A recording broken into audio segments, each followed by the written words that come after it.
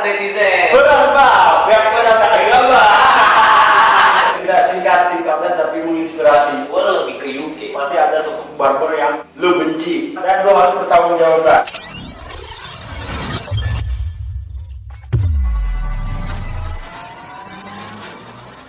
Assalamualaikum warahmatullahi wabarakatuh. Ketemu lagi di channel gua Wangsa Irawan. Ya, pada malam hari ini gua berkesempatan berkunjung ke Fort Point Barbershop. Di samping gua sudah ada owner plus barber. Ini siapa sih barber plus ownernya? Mungkin bisa diperkenalkan dulu buat teman-teman yang nonton video ini. Oke, nama gua Daniel Nian. Barbershop gua ada di Jalan Raya Let dan Nasir 112 Bojonggede, Ciasana. Fort Point Barbershop ya. Fort Point Barbershop. Ini buat teman-teman yang mau tahu apa sih Bang Daniel ini. Nih, ini media sosialnya. Daniel Nian. channelnya Daniel Nian. Daniel di media sosial. Mau lihat karya-karyanya, mau cara Bang Daniel ini bekerja, silakan dilihat dulu sebelum teman-teman mampir ke barbershop. Yes, Bang Daniel. Oke. Kita nggak ada tema nih malam ini. Tema kita adalah ngopi bareng Kopi bareng. di Fort Point Barbershop. Oke. Bang Daniel ini asli mana Bang Daniel? Gue ini asli suku Batak. Batak. Batak itu kalau bahas nyapa-nyapa pemirsa nih. Horas. Oke. Horas netizen. Beras Pak, biar beras tak gambar. Bang itu apa? Horas itu ibaratnya kasih salam horas gitu. Kata untuk mengucapkan selamat aja. Horas netizen dari Batak. Batak mana nih? Gua di Toba. Berarti ada marganya ya? Ada marganya. Berarti tadi Sertombol. Apa Daniel di Utapea? Gua Daniel Simatupang, Togatoro. Oh, Daniel Simatupang. Jadi Batak itu gini bro, Batak itu ada 4 macam. Kayak misalkan di Jawa kan ada Jawa Timur, Jawa Tengah, terus Jawa Barat. Itu kan sama-sama Jawa tapi beda sukunya. Nah, di Batak itu ada 4, ada Toba, ada Simalungun, ada Karo, ada Cirebon. Dan lu termasuk Gua Toba. Toba. Nah, buat teman-teman yang tinggalnya di Toba, namanya Bang Daniel, asalnya asli lahirnya di sana ya? Enggak, gua lahir di Jakarta. Gua pernah ngerantau ke sini. Boleh di sini. Ada perkawinan silang ya? Enggak, sebenarnya nyokap bokap gua Batak, cuman Batak ya? Batak, cuman gua lahir di sini dan gua dibesarkan kedua orang tua gua tapi bercampur dengan budaya Jawa. Iya. Oke, gua mau jelasin ya. Banyak yang bilang orang Medan itu orang Batak, salah bro. Orang Medan itu aslinya orang Melayu, suku Melayu. Makanya ada Istana Maimun. Itu aslinya orang Medan itu orang Melayu bro, bukan orang Batak. Cuman kebanyakan orang Batak itu merantau ke Medan karena memang kota yang terdekat, kota maju yang terdekat itu cuma Medan doang, makanya mereka merantau ke sana. Jadi orang Batak bukan berarti Orang Medan. Orang Medan bukan berarti Orang Batak. orang Batak bukan berarti Orang Medan. Orang Ari. Oke, jadi kita tadi pertama nyapa teman-teman. Kita sekarang lagi ada di Fort Point Barbershop dan Daniel ini salah satu barber post owner. Daniel, jadi Daniel ini pertama mengenal barber dari tahun berapa Dan? 2017. Jangan dijawab dulu ya. Ngelihat dari sosok lu yang berkarakter tapi gitu ya. Gua mencurigakan nih. Dia orangnya tegas, orang Batak tegas loh, berkarakter. Tapi dia kayak gini loh. Bercuriga tuh sebelum mau jadi barber jadi apa dulu itu? Gua dulu break dancer. Tuh, kan kata gue juga apa? Tangannya gini soalnya. Tapi dia keras. Nah, oh jadi Daniel ini sebelum jadi barber adalah Gua break dancer. berdancer. Gue break dancer dari tahun Break dancer? Iya, break dancer. B-boy kalau B-boy. orang bilangnya B-boy. Di tahun 2001 sampai 2019. Gua terakhir 2019 break. Sekarang masih Udah enggak lagi gua. Tapi masih ingat? Gua masih ingat. Bisa kita tanya bulan Yang ada patah-patah kalau gua sekarang. Nah, jadi Daniel ini sebelum di barber dia adalah big dancer. Dan lu salah satu mentor ya? Gua salah satu mentor di break dance di Depok. Oh, luar biasa teman-teman. Dan gua punya tim namanya Diton Warriors. Masih ada ya? Masih ada teman-teman masih. Oh, sama dong. Wih, teman-teman buat di tahun Warrior semangat. Terus berjuang. Kalau mau nyukur ke Fort Wayne Barbershop. Nah, jadi oke lah kita mungkin itu hanya segelintir perjalanan dan itu dari sebelum jadi barber menjadi break dancer dulu ya. Nah, ada lagi sebenarnya tapi gua nggak mau kali di sini karena durasi pasti lama. Jadi tadi dari ini 2017 ya, 2017. mengenal barber ya, itu profesi ya. Lebih ke profesi yang berkarakter. 2017 yang mengenalkan lu menjadi barber itu siapa? Yang mengenalkan gua ke dunia ini asli. Neta. Ya. Bukan. Siapa? Pak Agus Wahidi. Pak Agus Wahidi. Nah, jadi buat teman-teman yang nonton video ini, ya, Bang Daniel si Mantupang ini yang memperkenalkan ke dunia barber ini adalah Pak Agus Wahidi dan beliau ada sosok panutan juga dan sosok barber spesialis kepemimpinan di era Pak SBY. Dan buat teman-teman yang mau tahu kisahnya, teman-teman kan scroll ke bawah. Jadi gimana tidak singkat padat tapi menginspirasi. Oke, ini flashback sedikit. Gua tahun 2005 itu pernah gua nyukur rambut di salah satu tempat pangkas rambut yang ada di Jalan Rambutan, di aspal. Dan gua kaget ketika gua nyukur di atas kaca yang di depan gua ini ada foto Pak SBY cukur sama bapak-bapak. Bapak-bapak itu Gua tanya ini siapa? Sama yang nyukur rambut gua. Ini yang punya mas, yang punya barber pangkas rambut ini gitu. Siapa namanya? Pak Agus. Oh itu dia nyukur Pak SBY. Dia tukang cukur pribadinya Pak SBY. Nah dari situ gue penasaran. Gue pengen ketemu sama dia. Gue pengen ngerasain cukurannya dia kayak gimana. Namanya tangan bekas megang kepala presiden kan. Wih mahal bro. Habis itu gue setiap sebulan sekali gue mampir ke situ, nggak pernah ada dia. Orang sibuk ya kan. Aja pas waktu itu dia bukan nyukurin PSB aja, nyukurin pejabat-pejabat lain. Nah, 2017 ketemu gua sama dia. Pas gua udah rumah tangga. Udah rumah tangga? Gua udah rumah tangga. Udah loh, sama gua tua. Lanjut. Nah, pas gua pindah ke rumah ke ada tempat di Pasar Berangga di mana Puri Lestari. Gua lihat ada pangkas rambut baru buka di ruko depan komplek rumah gua ini. Maksudnya di depan ruko komplek rumah lu? Ada ruko. Gue pengen nyukur. Pas gue kesitu gue lihat nih, ini orang yang selama ini gue cari. Oh iya. Orang yang selama ini gue cari dari 2005. Agus Wahidi itu? Iya. Akhirnya gue rasakan lah nyukur rambut sama dia. Dan ternyata bukan hanya ngobrolnya asik, gue nyukur sama dia rasanya beda bro. Kalau gue nyukur sama yang lain mungkin tekanan atau dentuman si clipper itu ke kepala itu agak sedikit agak kasar ya sedikit ya. Tentu aja agak tekan sedikit. Tapi kalau dia nih bisa ngambang gitu dan itu rapi. Udah gitu besokannya lagi ketika gua mau berangkat kerja, sebelum berangkat kerja gua mampir ngobrol sekedar ngopi lah. Lu udah mulai belajar, udah mulai ada ketertarikan itu. Tertarikan gua pas dia nyukur ada salah satu customer loyalnya dia dibayar pakai amplop bro. Apa sesuatu yang beda menurut lu? Kalau menurut gua beda. Yang udah beda berarti luar biasa dong. Iya pasti luar biasa. Karena luar biasanya menurut gua gini, kalau orang dikasih uang dengan ditutup amplop, berarti dia menganggap bahwa orang ini benar-benar penting dan pasti orang lain nggak boleh tahu. Ini hanya hubungan privasi berdua gitu kan. Di situ gua melihat bahwa ternyata tukang cukur bukan seperti orang-orang yang pandang sebelah mata. Lu cuma tukang cukur, ya udahlah paling knowledge lo atau pengalaman lo atau misalkan gaya hidup lo kayak gitu-gitu aja. Gua ngelihat bahwa di situ ini tukang cukur beda. Dia menghormati customernya menghormati dia. Dan di situ gua ngelihat, wah keren juga nih orang kan.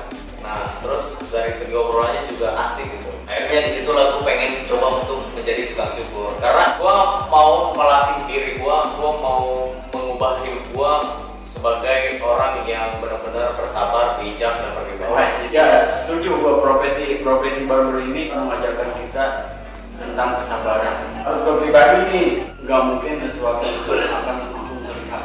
Betul. Atau misalkan kita ngikutin dari nol, berusaha langsung ramai nggak mungkin. Betul. Nah, di situ bisa diuji. Betul. Karena gini, manner orang itu sebagai tukang cukur bukan hanya sabar ya. salah itu jadi lebih bijak bro. Singkat cerita, lu belajar sama Pak Agus. Gue belajar sama Pak Agus, dia bilang gini, Nah, kamu beli alat cukur aja, nanti saya Iya. akhirnya gue beli nih bu, Pak ini bagus gak menurut Bapak? Kata dia bagus, kata gitu kan. Wah kamu benar-benar niat belajar, ya udah kalau kamu mau belajar saya support. Akhirnya gue belajar, terus dia bilang kalau kamu mau belajar, kata dia nih, kamu bawa teman di sini. Nanti kalau misalkan ada salah, misalkan kamu di tengah perjalanan nyukur rambut udah mulai salah, nanti saya benerin. Dia ini benar-benar baik banget, kayak namanya diajarin ya, aku harus balas budi lah, nggak ngasih apa gitu kan. Dia nggak mau. luar biasa ya. Dia luar biasa. Dia cuma bilang kalau saya ngajarin orang yang punya semangat tinggi, buat saya uang bukan nilai yang penting buat saya. Berarti selain lo belajar tentang guntingan rambut atau barber, banyak ilmu yang lo serap juga ya? Dari dia banyak. Itu sampai tahun berapa lo bisa motong dengan benar gitu? Gua 1 tahun. 1 tahun. Langsung buka ini? Belum. 1 tahun itu akhirnya kerja ke tempat temen gua sekitar 1 tahun juga. Terus gua nggak dibayar. Gua bilang gua nggak usah dibayar. Yang penting gua di sini belajar. Lo saking niatnya ya? Saya niatnya. Gua pelatihan terus. Berapa tahun lo? 2 tahun, hampir 2 tahun gua nggak dibayar. Hampir 2 tahun gak dibayar. Nggak dibayar. Iya. Karena memang gua bilang sama bini gua bilang ini, gua pengen mendalami ini benar-benar serius. Tapi bini support ya? Bini support. Kebetulan bini gua kerja. Biasa, lo berterima kasih sama bini lo. Makasih mama. Oke, jadi dari setelah tadi Pak Agus Wahidin, terus lo kerja ke Majalis. Iya, dan gua harus buka barbershop. Nah, gua baru bisa buka itu bulan Agustus tahun ini. Namanya Fourth Point Barbershop. Fourth Point Barbershop. Nah, buat teman-teman yang mau potong rambut, yang mau merasakan sentuhan dari Simatupang, silakan mampir di Fourth Point Barbershop. Jalan Raya Letnan Nasir 112, Bojongkulur, Kecamatan Gunung Putri. Treatmentnya apa nih?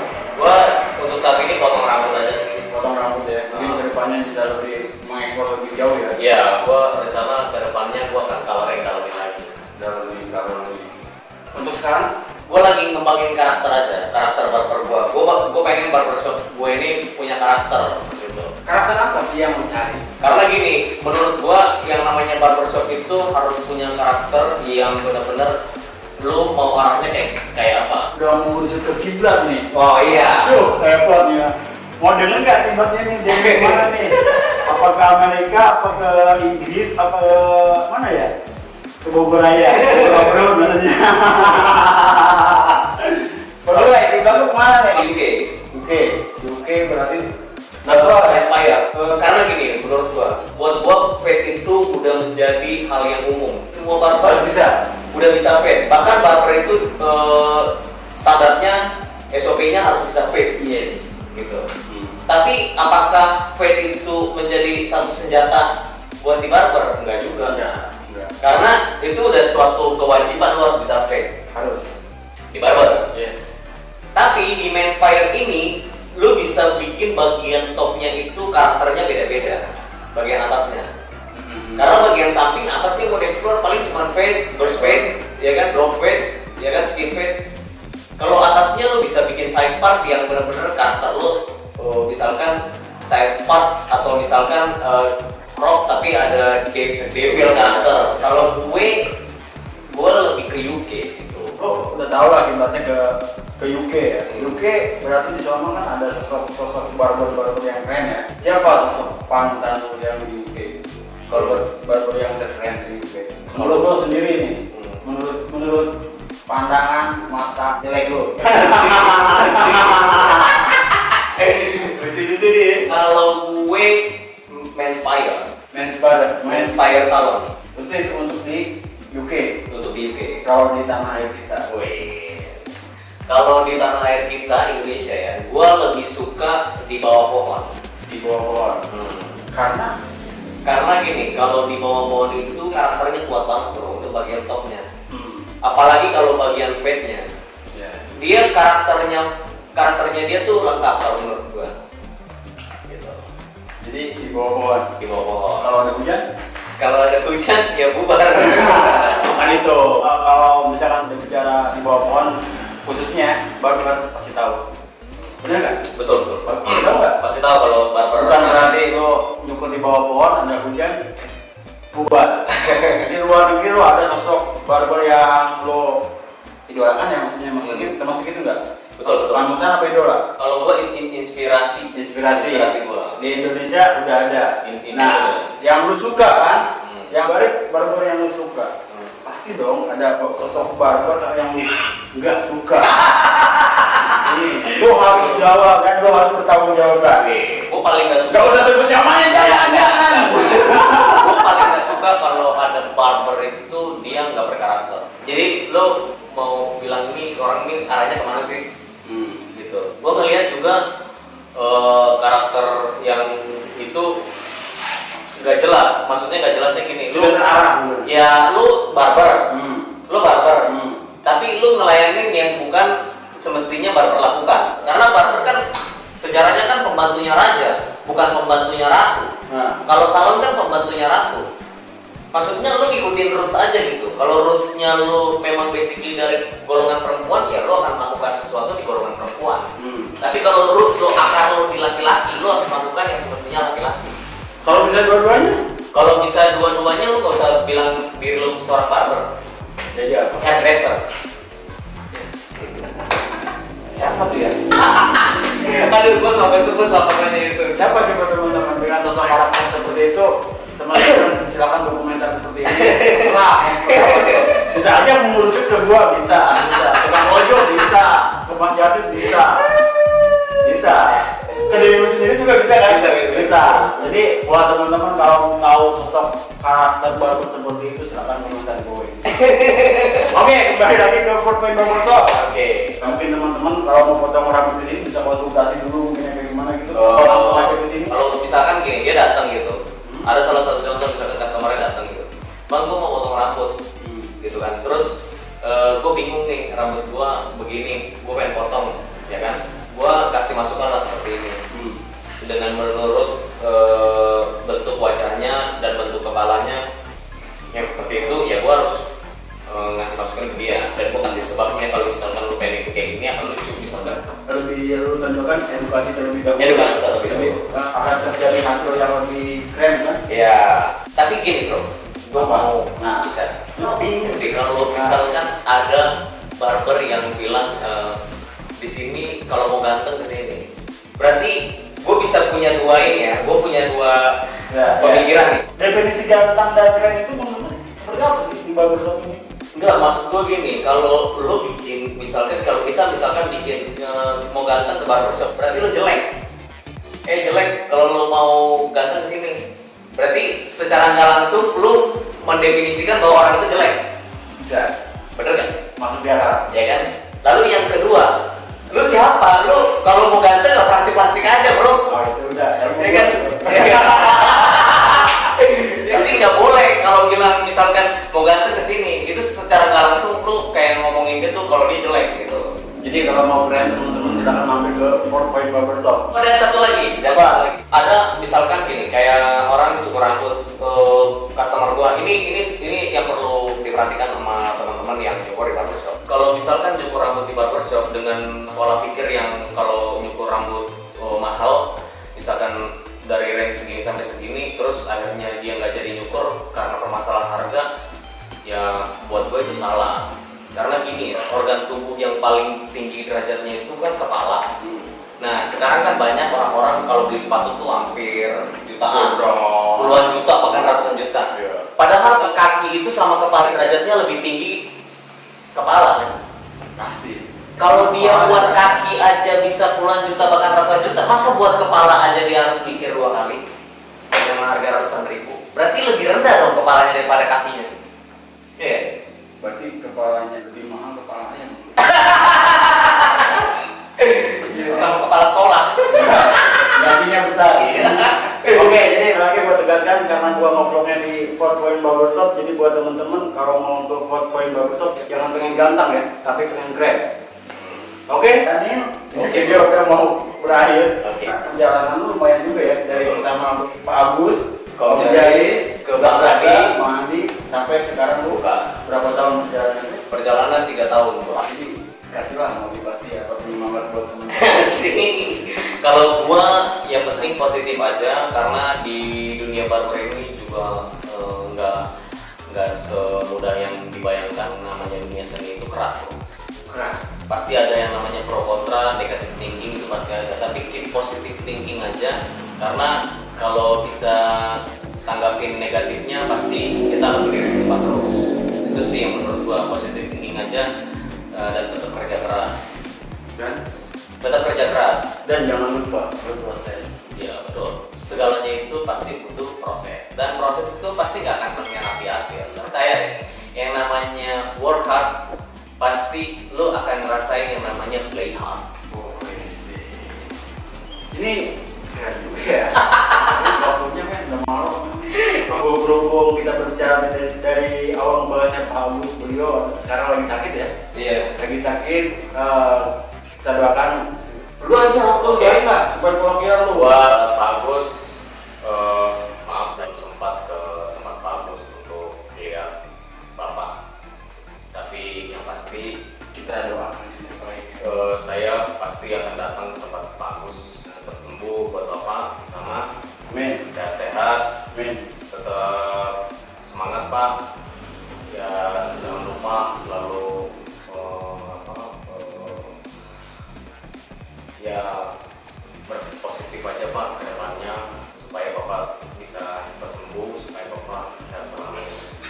Buat teman-teman komunitas yang lainnya yang pernah berhubungan dengan Pak Agus, dan juga buat teman-teman PPRI, doakan Pak Agus supaya cepat sembuh. Amin. Dan bisa berkumpul kembali di komunitas tukang cukur rambut Indonesia.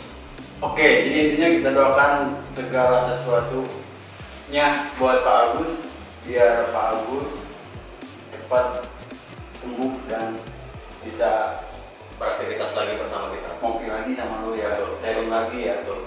Oke, jadi buat teman-teman begitu saja video gua sekarang ini ngaco ini. Ya gue jadi sedih gitu karena dia kan sebagai guru gue juga sebagai orang tua. Iya, benar. Sosok Pak Agus itu emang luar biasa jadi panutan kita semua. Jadi intinya buat teman-teman yang nonton video ini, kalau misalkan banyak yang bisa diambil, ambil baiknya, buang yang buruknya. Apalagi ini bintang tamu aja, buang aja ketawa. Oke, terima kasih banyak buat teman-teman. Jangan lupa berproses. Assalamualaikum warahmatullahi wabarakatuh.